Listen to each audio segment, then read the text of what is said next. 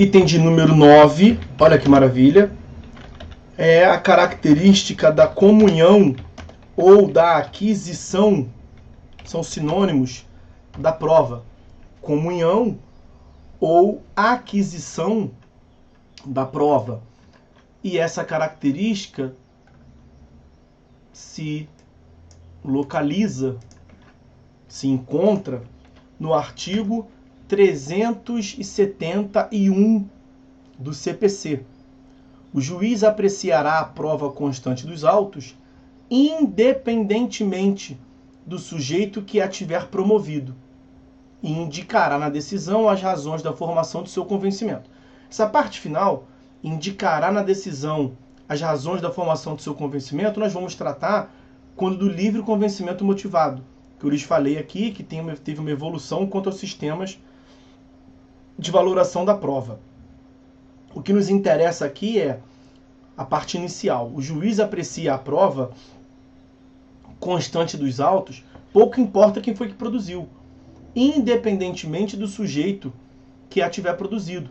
Uma vez que a prova tenha sido produzida no processo, tenha sido ofertada, inserida no processo, ela não tem o carimbo, ela não pertence a qualquer das partes. Ela passa a integrar, ela passa a pertencer ao processo.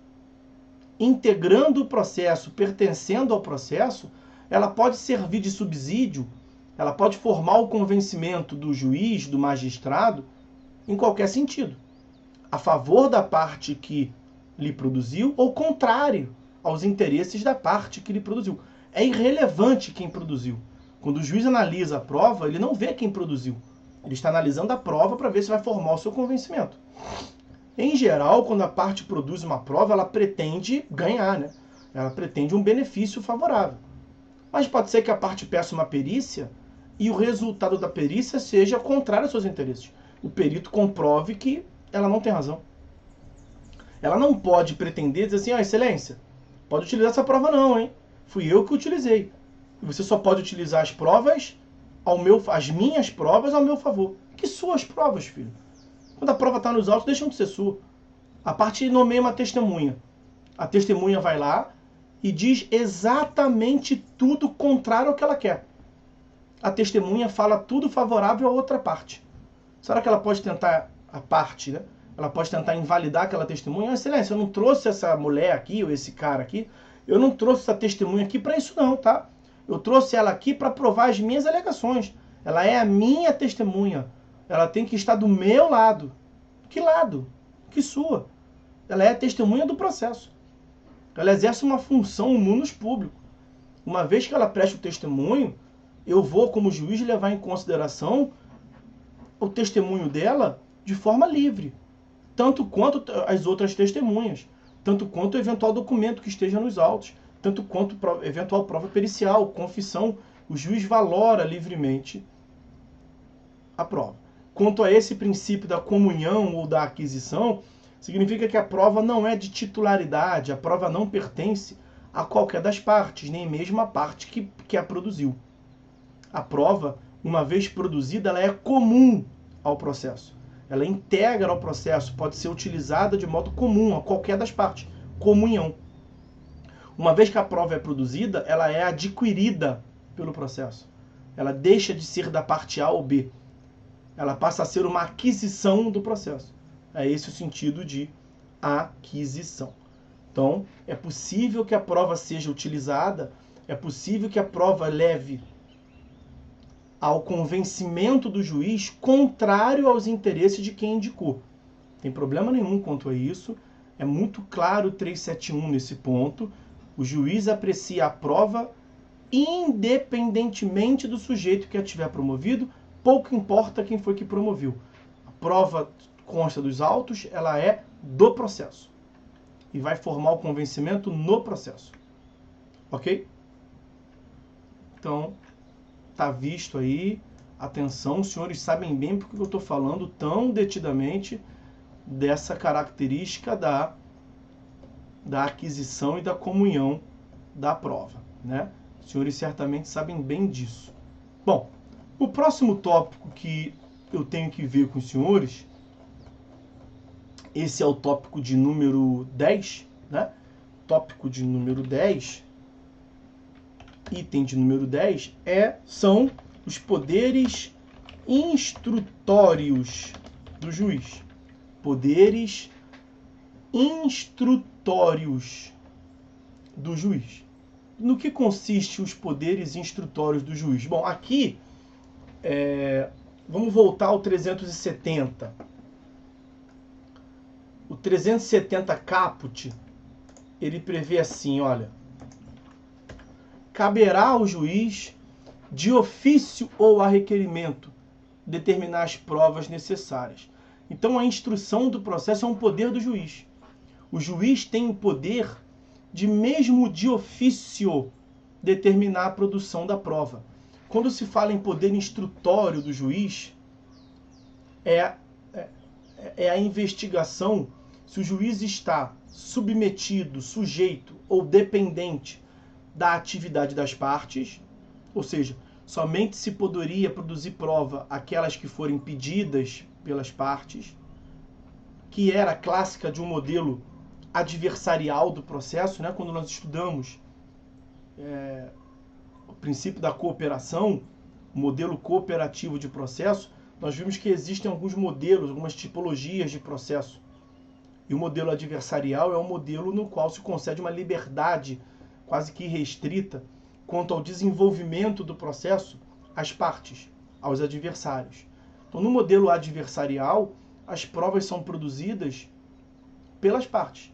Essas séries do Netflix que os senhores veem aí é basicamente isso. Agora, no nosso modelo, que não é um modelo eminentemente adversarial, prepondera o caráter instrutório, poder instrutório do juiz. Significa que o juiz pode sim determinar de ofício a produção da prova, independentemente da vontade das partes. O juiz não está submetido, condicionado, vinculado à vontade das partes. Vejam, ele pode até mesmo indeferir as provas que ele reputar desnecessárias. Então, ele não está preso às provas que as partes pedirem, ele pode recusar, como ele pode pedir outras provas distintas daquelas que as partes pediram. Aqui nós temos uma clássica dicotomia, e esse modelo na qual se prega um poder instrutório do juiz seria o contraponto ao modelo adversarial, né? Seria o modelo inquisitorial, na qual o Estado, o juiz, teria uma proeminência na atuação do processo. Como nós vimos, o que nós queremos hoje em dia é o processo cooperativo, né? O Código de 2015 ele visa instaurar um processo cooperativo, que é o equilíbrio entre o modelo adversarial e o modelo inquisitorial de processo.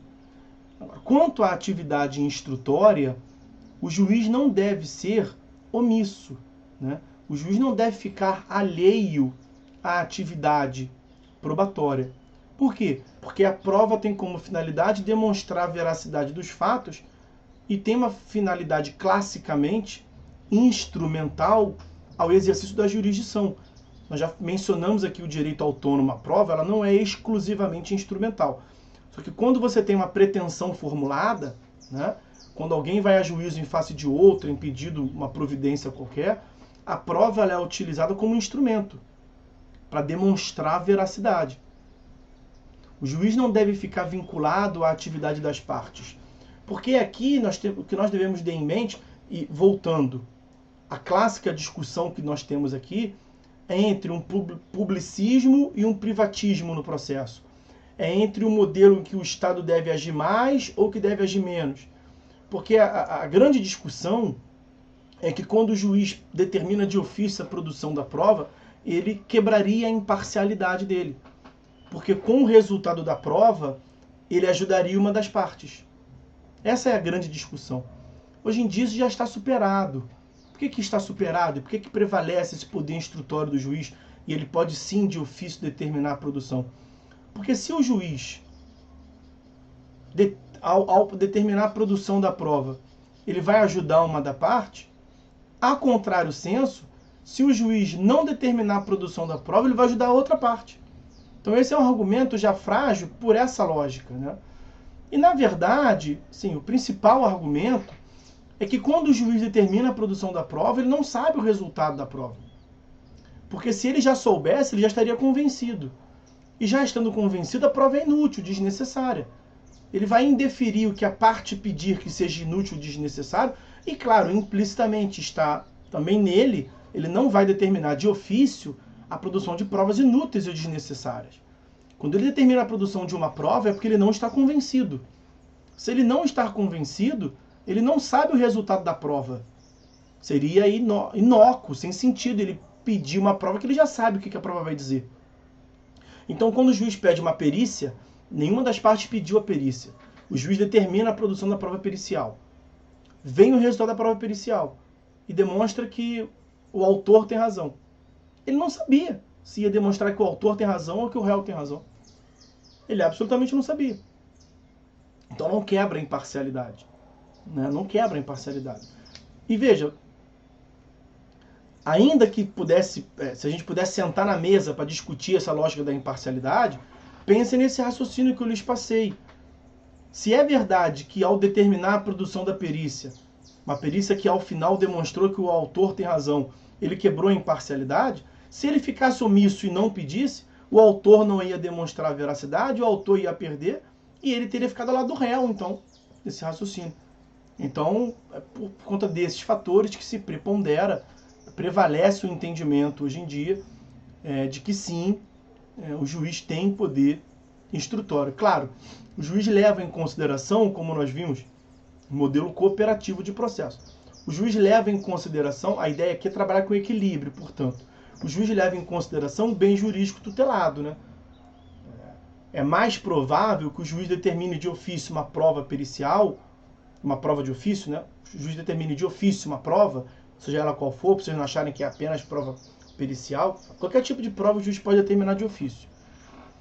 O juiz determina de ofício uma prova, nesse poder instrutório do juiz, em se tratando de um direito de ordem pública, né? Vamos assim dizer, de uma questão de ordem pública. Seja um direito indisponível, seja, pense num dano ambiental.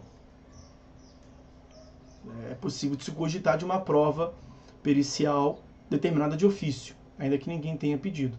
Agora, pensem numa questão patrimonial disponível. O autor vai a juízo para cobrar do réu R$500. Nesse caso, é mais difícil você imaginar o poder instrutório do juiz. Então, nós temos alguns fatores, como a natureza do direito discutido, como a relevância do direito discutido, para que o juiz atue de um modo mais ativo ou menos ativo, para tentar encontrar aí, portanto, um equilíbrio entre o ativismo judicial, uma função eminentemente pública em prol da busca da jurisdição, e uma função mais privatística, adversarial, respeitando a liberdade das partes. Ok?